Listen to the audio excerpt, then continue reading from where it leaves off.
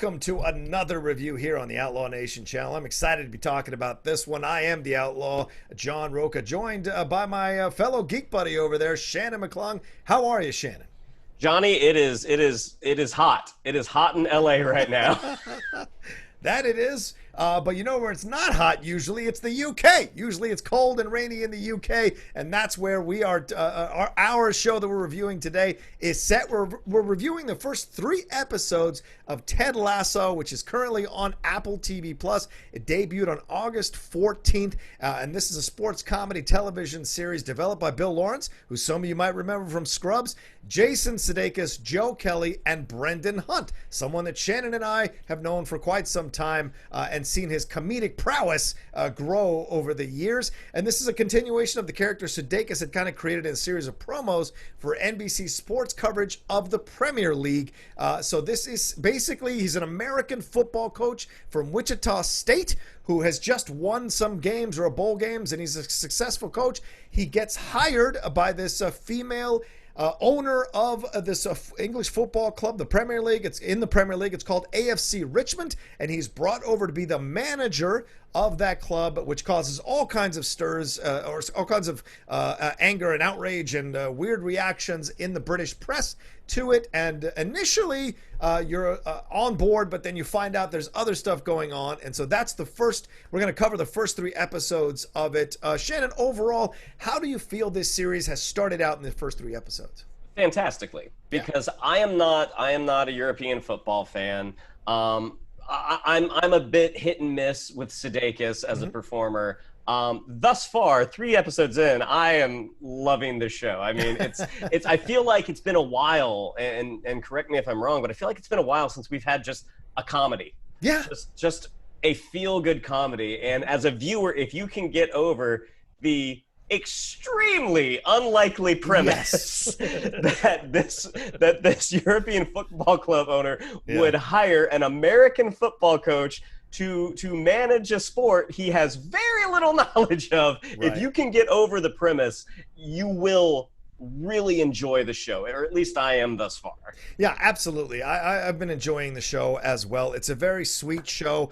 It's, you know, and it shouldn't work, right? It's so sweet that in our cynical, questioning time, and our enjoyment of satirical comedies, it might not have survived, but somehow, and I've seen this on numerous other reviews, people have fallen in love with the show. There's an earnestness to this show. There's an honesty to this show. There's a vulnerability to this show that is fantastic, and it's all led by JASON Sudeikis' portrayal of Ted Lasso, a guy you easily want to dismiss as a kind of dumb, too positive guy, but he's actually got a strong moral compass and a strong belief in what the right thing to do is, and he's unwavering in that. No matter how you speak to him, treat him, try to put him down, try to undercut him, or try to betray him, he always sees the best in people. And damn if we don't need something like that in the world. And I was enjoying that about the first 3 episodes of this show. I want to give some shout out to the actors in this as well.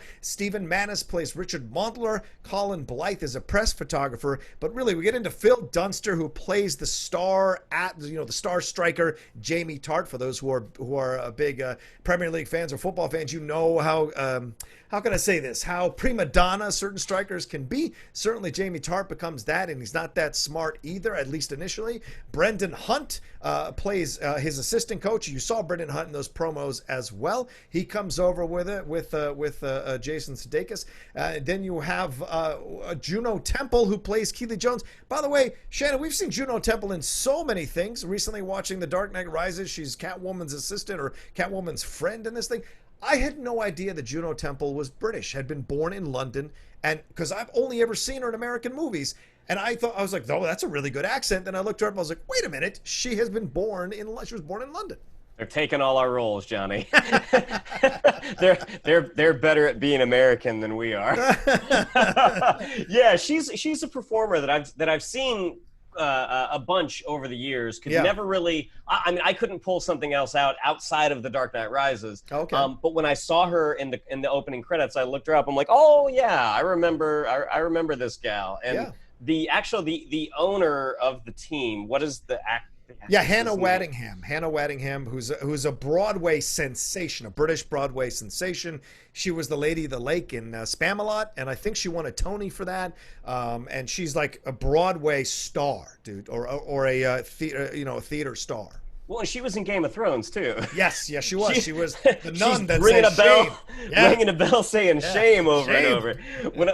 Because I recognized her face, but obviously she has way more expression than she did in Game of Thrones. Yeah. This whole series thus far, I was watching it with my girlfriend, and the whole time I'm on IMDb, like, oh my God, that's that person. Oh my God, that's that person.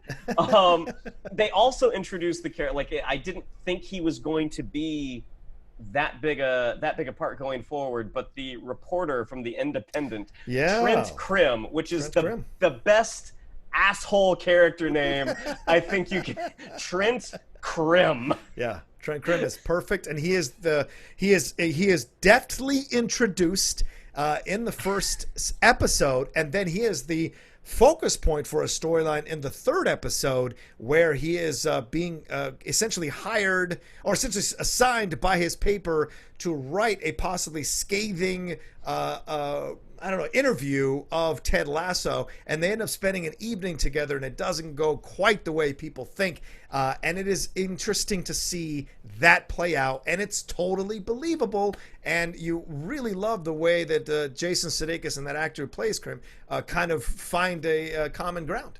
Yeah, Sudeikis, he's doing a great job. He's doing such a good job, because this is very easily a character that could go too broad. Like, he's playing it just right. I feel like he's a combination of like Bob Ross and Jim Carrey from The Truman Show. I mean, there's a silliness to him, but there's also this underlying earnestness to everything that he does that we do believe. I mean, the mustache. I mean, that mustache is something else. Is fantastic, and his demeanor, right? The way he does the accent, the way he does his physical stuff, the physical comedy that he subjects himself to.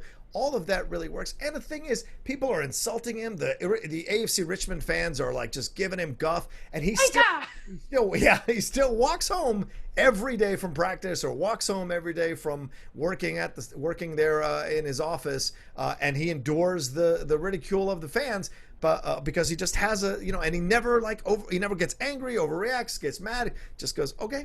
And then he has these great little scenes with a young black woman, young black British girl who's playing soccer around him. All of that, which adds to the sweetness of this whole situation. And we do get teased with the fact that he has a wife and child back at home, and so we wonder how that's going to play out as the season goes on. And of course, we learn a little bit more about what the owner of the club is doing behind the scenes, why she hired him, what her agenda is here. We get a little taste of that as well. So a lot of things are turning on Ted Lasso after the first 3 episodes, but somehow he's still kind of staying above it all and doing his thing, including his players. He's still trying to get through to his players, and one of those players, I got to give a shout out to Brett Goldstein, who plays Roy Kent.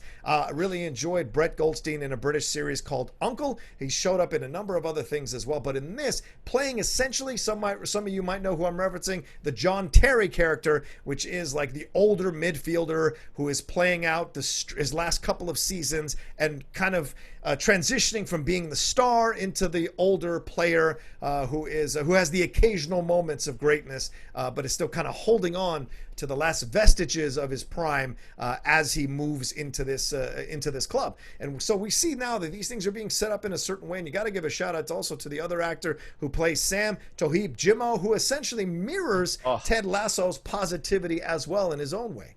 He's great. It's so funny, the Roy Kent character, because the second or third time someone in the locker room calls him grandpa, and I'm like, God, that guy is, I bet, 5 years younger than I am.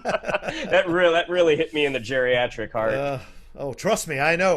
That's their nickname for me in the Schmodown. It drives me nuts. But yeah, I mean, that's the thing here you get. But I think the first 3 episodes are really great to set up the world that they're building. For me, as a massive fan of English Premier League football, I am back in love with it.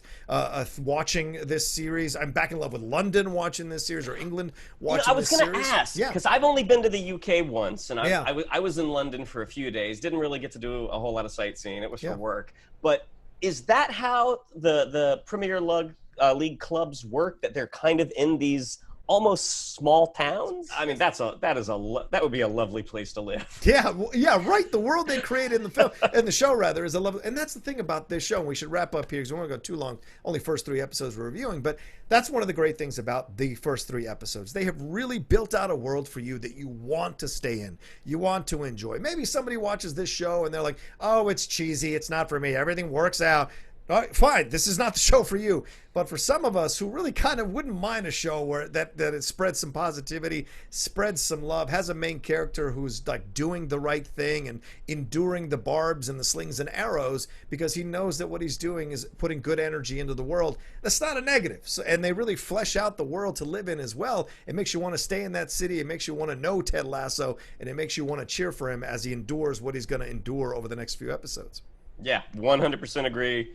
I believe new episodes debut on Fridays on Apple TV Plus. I mean, it's thus far it's a heartwarming, very, very funny series. Yep, absolutely agree. Couldn't agree more. So let us know what you think. If you've watched the first 3 episodes, let us know down below what you think about it. Or if you haven't watched the first 3 episodes, I don't think we spoiled too much. Yeah, maybe this encouraged you to go watch it. Go watch them and then come back and leave a comment down below this review. Remember to like and share this review as well on your social media. Lets people know that we got reviews going on over here at the Outlaw Nation. Maybe they'll take a chance and watch it. Shannon, where can they find you, my man?